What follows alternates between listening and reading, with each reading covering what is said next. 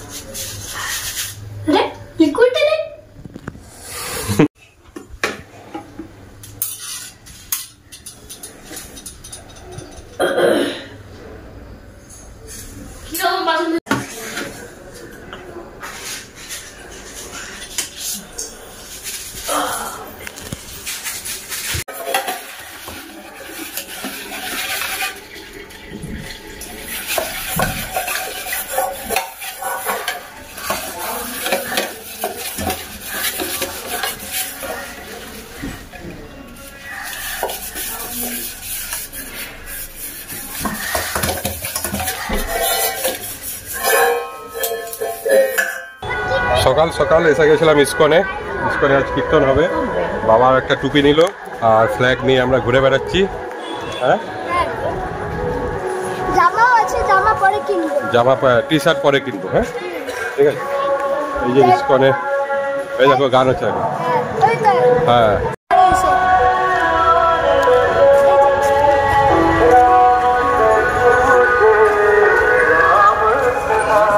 অনু এখানে বাইরে দাঁড়িয়ে আছে, চান করেনি তাই চান করে আবার আসবো। এই যে অনু দাঁড়িয়ে আছে বাইরে, অনু আবার চান করে আসবো একটু পরে।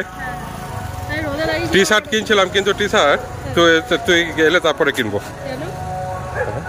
আর কালো টি শার্টটা রয়েছে ইসকনটা এখানে ছোট্ট, পেছনে রাম মন্দির আছে, ওইটা নিলে ভালো। ও না স্মল রয়েছে, ছোটদের নেই।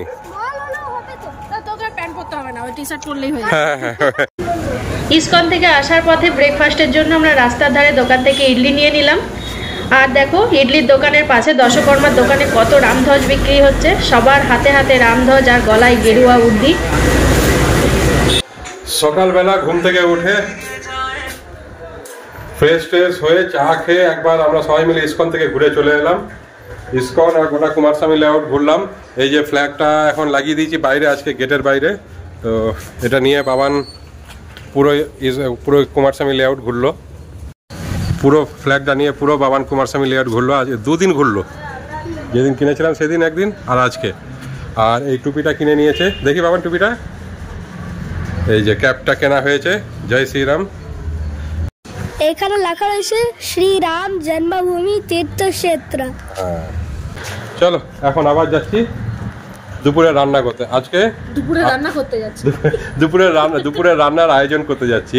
তো আজকে কে করবে রান্না? আমি। আজকে রান্না আমি করব, মামা করবে ভাত। না 4টায় খাওয়াবে না, আজকে ফার্স্ট। আজকে কুকার স্পেশাল চিকেন খাবে। দুপুরে রান্না কখন খায়, দুপুরের খাবার কখন খায়? 4:30। আর রাতের খাবার ভোর 4:30। কেমন লাগছে দেখো ফ্ল্যাগটা একটা। কালকে এতদিন পর, কালকে সেই দিন 22 তারিখ, একটা আলাদা ইমোশন সবার মধ্যে নাকি। আমরা এখন বাজার করতে বেরিয়েছি আর আমাদের আশেপাশে এরিয়াগুলো দেখো কত সুন্দর গেরুয়া ফ্ল্যাগ দিয়ে সাজিয়েছে, দেখতে ভীষণ সুন্দর লাগছে। আর যেহেতু রবিবার ছিল তাই সকাল থেকে ঘুরে ঘুরে দেখছিলাম কোথায় কীরকম সাজিয়েছে, বেশ ভালো লাগছিল। তাই ভাবলাম তোমাদের সাথেও একটু শেয়ার করি। এত শতাব্দীর প্রতীক্ষা ও সংঘর্ষের পর কাল প্রভু শ্রীরামের প্রাণ প্রতিষ্ঠা অযোধ্যার রাম মন্দিরে। অপেক্ষায় মাত্র আর একটা দিন।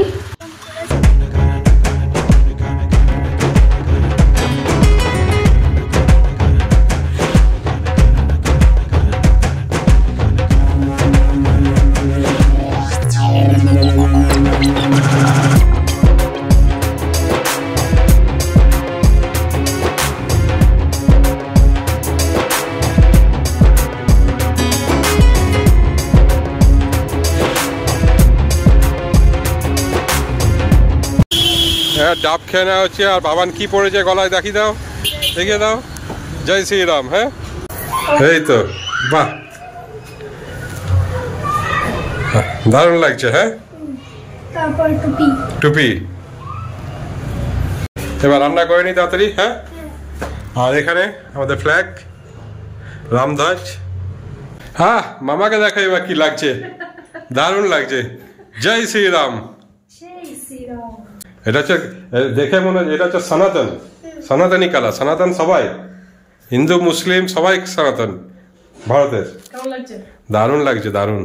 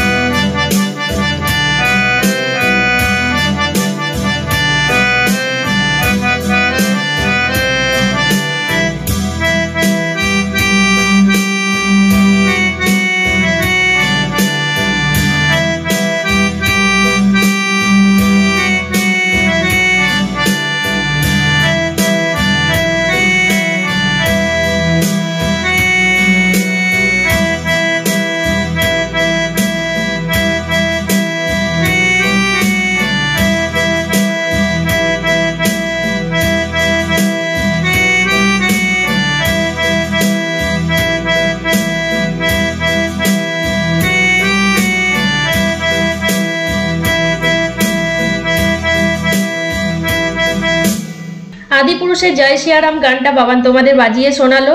তোমরা হয়তো এই গানটা সবাই জানো, তোমাদের কেমন লাগলো অবশ্যই কমেন্ট করে জানাবে, তাহলে বাবান আরও উৎসাহিত হবে আর আরও ভালো ভালো গান তোমাদের শোনাবে। বিকালবেলায় আমাদের এরিয়া থেকে প্রভু শ্রীরামের শোভাযাত্রা বেরিয়েছিল, তাতে আমরাও কিছুক্ষণের জন্য অংশগ্রহণ করেছিলাম। বাবান তো খুব আনন্দ পেয়েছে আর আমাদেরও ভীষণ ভালো লেগেছিল সবার সাথে সামিল হতে পেরে। দেখো এখানে রাম, লক্ষ্মণ, সীতা, হনুমান সাজিয়েছে।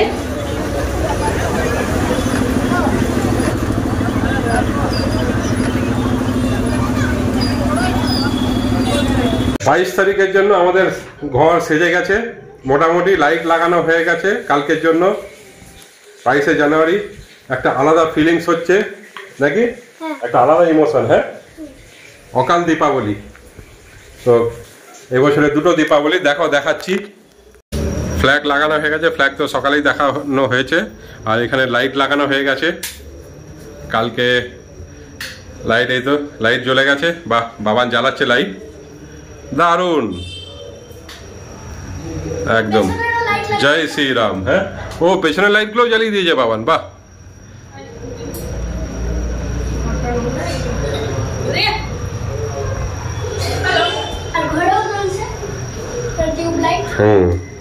হ্যাঁ, কালকে দীপাবলি। হ্যাঁ, জয় শ্রীরাম।